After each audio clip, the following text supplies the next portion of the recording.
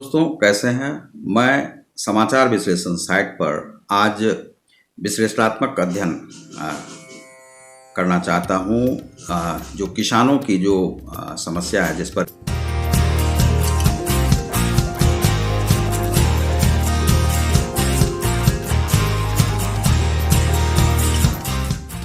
की 30 तारीख को बैठक हुई थी, उसी पर मैं बताने जा रहा हूं। किसानों की बैठक 2 बजे से विज्ञान भवन में शुरू हुई थी और उस विज्ञान भवन में जब ये समाचार दिए जा रहे थे तो उस समय तक बैठक जो एक ही दौर का समाप्त हुआ था और उसके बाद दूसरे दौर का भी शुरू हुआ जो 40 मिनट के आसपास चला और तीसरे दौर की भी बैठक शुरू हुई।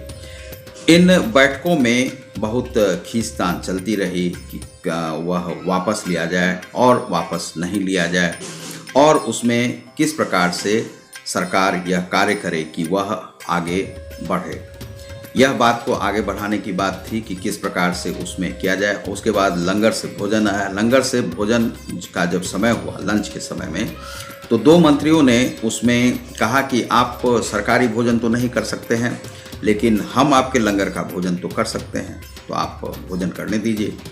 तो लंगर के भोजन का स्वाद जो है वे मंत्रियों ने भी चखा और यह बड़ा ही पॉजिटिव वार्तालाप था और इस वार्तालाप से बहुत कुछ निकलने की संभावना थी। पराली पर जो 1 करोड़ से ज़्यादा का जो फाइन की बात की गई थी तो वह उस पर सरकार जो है मानने के लिए तैयार है कि उसे वापस लेने के लिए तैयार है और उसमें ज़्यादा जो है सो वह पेनल्टी नहीं लगाए जाएंगे।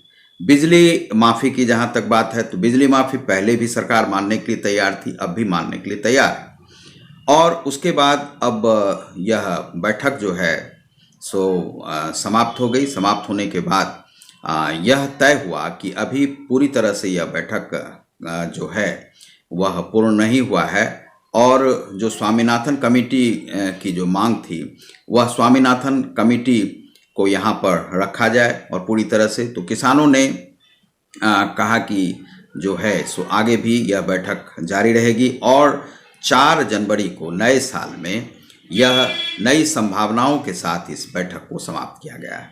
इधर वे किसानों को कहा गया है कि आप जो महिलाओं और बच्चों को यहाँ आंदोलन में लगाए हुए हैं उन महिलाओं को वापस घर भेज दीजिए, ठंड में उन्हें नहीं रहने दीजिए। ठंड यहाँ पर बढ़ गई है।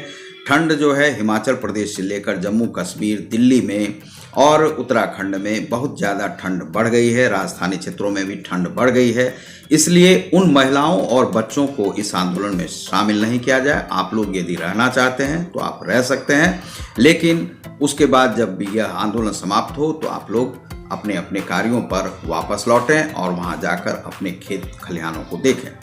और प्रधानमंत्री ने पहले ही कह दिया था कि किसी भी प्रकार की तोड़फोड़ जो है राष्ट्रीय संपत्ति की जो है तोड़फोड़ करना वह जायज़ नहीं है, उससे देश का नुकसान होता है। इस प्रकार का आप कार्य नहीं करें। तो यह कहा गया कि आप लोग तोड़फोड़ का कार्य नहीं करें और आंदोलन को ज़्यादा खींचने का प्रयास नहीं करें और आंदोलन को अच्छे माहौल में समाप्त होने दें। सरकार आपकी हर बात को मानने के लिए तैयार है, लेकिन आप केवल एक ही बात की जप और रट लगाए हुए हैं कि कानून को वापस लेना चाहिए। कानून को वापस लेना कहीं से भी तर्कसंगत नहीं है। यह सरकार की जो है सरकार का अपमान होता है, बेइज्जती होती है इससे। तो सरकार के लिए यह जरूरी है कि वह अपनी बातों को आगे रखे और उससे क्या किसानों को लाभ होने जा रहा है उसे भी समझाए और जो किसानों की मांग है उसे भी व्यावहारिक हो तो वह मान ली जाए। लेकिन किसानों को इस प्रकार की बात सरकार को दबाने की नहीं करनी चाहिए, क्योंकि उनके जो आका कहने वाले जो राहुल गांधी हैं, राहुल गांधी तो चले गए इटली उनको छोड़ के।